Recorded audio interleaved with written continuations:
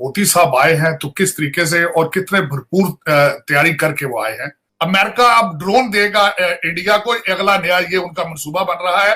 Super 30 predators जी, हर high technology वाले वो उनको मिले हैं। ये बहुत बड़ी गलती खान साहब ने की है जो इस वक्त यूनाइटेड नेशंस के इस इजलास में नहीं। उन्होंने बल्कि इसका कोई एडवोकेसी कश्मीर की करने की बजाय पाकिस्तान के इमेज को धचका दिया, शाक दिया उन्होंने। खान साहब भी फेल हुए हैं।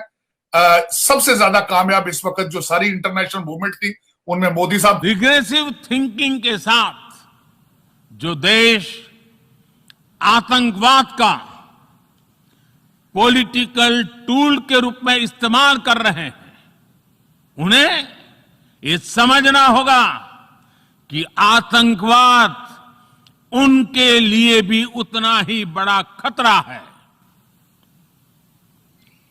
ये सुनिश्चित किया जाना बहुत जरूरी है कि अफगानिस्तान की धरती का इस्तेमाल आतंकवाद फैलाने और आतंकी हमलों के लिए न हो। हमें इस बात के लिए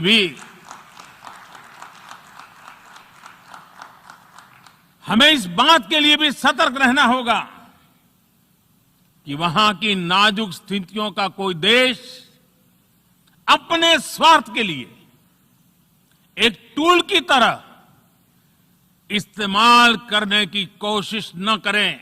हमसाया मुल्क भारत से प्राइम मिनिस्टर नरेंद्र मोदी का जो विजिट है वो बहुत लाइमलाइट में रहा। वहां पे बहुत सी गुफ्तगू हुई। तो पॉइंट्स पाकिस्तान के हवाले से बड़े अहम जो हैं वो उठाए गए। उन्होंने कहा कि she brought up Pakistan role in terrorism, ये कहा गया, एंड आज Islamabad to take action so it does not impact America and India security.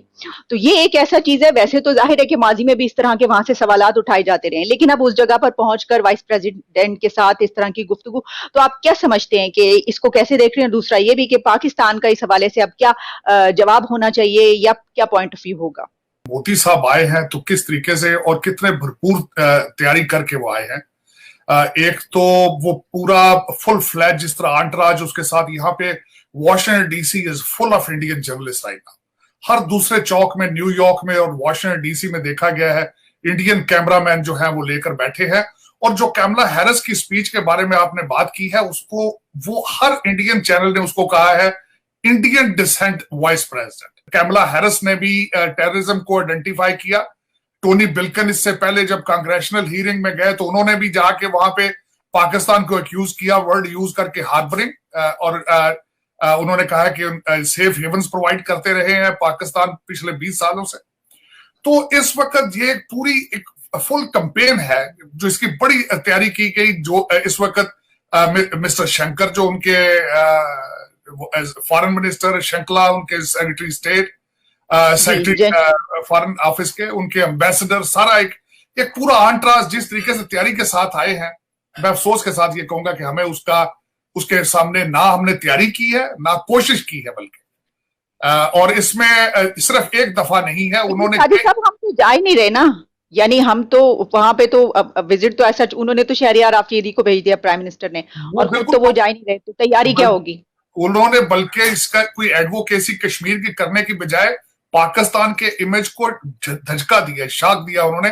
यहाँ पे आके उन्होंने अपनी तवज्जो, एक तो उनका ड्रेसअप नहीं था, उनके अल्फाज प्रॉपर नहीं थे, और उन्होंने आके यहाँ पे मजाक उड़ाने की कोशिश की अमेरिकन सर्कमस्टांसेस, अमेरिकन सोसाइटी की। ये नेशनलिज्म है, ये कौमियत है, ये हमारे टारगेट है। और ये पाकिस्तान से पता नहीं, मेरी समझ से बाहर है कि इस वक्त खान साहब का आज एक इंटरव्यू न्यूज वीक वालों ने दिया है कि खान साहब कह रहे हैं कि Taliban can be the partner in peace with America. इस वक्त आपके 3-4 लोग जो हैं उनकी क्या डिप्लोमेसी चल रही है, उनकी क्या एडवोकेसी चल रही है। हमारे कुरैशी साहब, मोहिद यूसुफ साहब, इमरान खान साहब मुसलसल दुनिया की मिन्नतें करते नजर आ रहे हैं कि अफगानिस्तान पर डॉलरों की बारिश करें और हो सकता है वहां से कोई डॉलर स्लिप होकर पाकिस्तान भी आ जाए। सिर्फ और सिर्फ ये एडवोकेसी हो रही है कि खुदारा उनको डॉलर दे, उनको डॉलर दे। अब मैं कुछ चीजें जो मेरे ज़हन में पॉइंट थे, एक तो मैं ये बताना चाहूंगा कि पाकिस्तान ने रिक्वेस्ट की है यूनाइटेड नेशन से कि तालिबान को वहां पे बोलने की इजाजत दी जाए। खुद आप बोल नहीं रहे हो, तालिबान की एडवोकेसी कर रहे हो, फिर आप स्टेटमेंटें देते हो कि हम तालिबान के नुमाइंदे नहीं है। इस वक्त पाकिस्तान की सारी फॉरेन पॉलिसी कोशिश कर रही है दुनिया को कन्विंस करने की कि तालिबान को रिकॉग्नाइज किया जाए, लेकिन दूसरी तरफ से जो रिसेंटली खबर आ रही है, मुल्ला नूरुद्दीन तराबी साहब ने अपना एक बयान जारी कर दिया, वो जेल खाना जात के वहां पे वजीर है, उन्होंने कहा है कि हम हाथ काटने की और मौत की सजाए मौत देने की इसकी सजाओं को हम रिस्टोर कर रहे हैं। और दूसरा, जिस तरीके से उन्होंने स्टेटमेंट अगले दिन पाकिस्तान के खिलाफ भी दी है कि हम पाकिस्तान के वी वॉन्ट फॉलो पाकिस्तान। आप कंफ्यूज हैं अपनी फॉरेन पॉलिसी में, आप नर्वस हैं इस वक्त, लेकिन आप ऑर्गेनाइज नहीं है, आप चैनलाइज नहीं है, आपको बिल्कुल समझ नहीं आ रही कि आपने क्या करना है। आप चाइना के साथ हैं, अमेरिका के साथ हैं, आप किसके साथ हैं, आपको बिल्कुल कोई पता नहीं है इस वक्त। लेकिन ये जो आपने भी बात की, ये तो जो तालिबान है ना, उन्होंने खुद भी लेटर लिखा है यूएन को, और वो यूएन ने जो है उनका लेटर देख लिया है और उसके ऊपर उन्होंने कहा है कि हम ये जवाब, और उन्होंने कहा है कि हमें खिताब करने का मौका दिया जाए वहां पर। बिल्कुल बिल्कुल, लेकिन वो लेटर भी लिखा है, लेकिन साथ इनकी रिक्वेस्ट भी यहाँ पे देखिए, आपके पास अमेरिकन जो मीडिया है तो वो तो उठाते हैं चीजें, आपके पास खासकर कई चीजें वहां नहीं जाती, लेकिन हम तो यहाँ देखते हैं, हम सुनते हैं कि यहाँ पे क्या हो रहा है। यहाँ पे इट वाज अ न्यूज कि Pakistan has asked for United Nations के उसमें उनको बोलने की इजाजत दी जाए। और दूसरा, इस वक्त जो मेरे नजर में एक बहुत बड़ी गलती खान साहब ने की है, जो इस वक्त यूनाइटेड नेशंस के इस इजलास में नहीं आए, और दूसरी गलती सबसे बड़ी ये थी कि अगर खुद नहीं आए तो अच्छी टीम भेजना चाहिए थी, और इनको टास्क दे के भेजे, इनको बिजनेस क्लास की टिकटें ना दे के भेजें कि जाओ वेकेशन कराओ। यहां पे जिस तरह कल मैंने आपको बताया, कल वॉशिंगटन डीसी में एक भी इंसान नहीं खड़ा था कोई झंडा कश्मीर का लेकर या कश्मीर का कोई केस बयान करता, एक भी। सिख खड़े थे लेकिन पाकिस्तानी एक नहीं था, ना कश्मीरी थे। और हाँ, कर क्या रहे हैं, यहां मैंने देखा वर्जीनिया से लोग बसें भर के वेकेशन के लिए यूनाइटेड नेशन के सामने जाएंगे, वहां बर्गर शर्गर खा के तो वापस आ जाएंगे। इनके लिए ये वेकेशन नेशनलिज्म नहीं है इनके अंदर, कि ये कोई अपने मुल्क के लिए, अपनी एडवोकेसी के लिए, फॉरेन पॉलिसी के लिए कुछ चीजें कर रहे हो।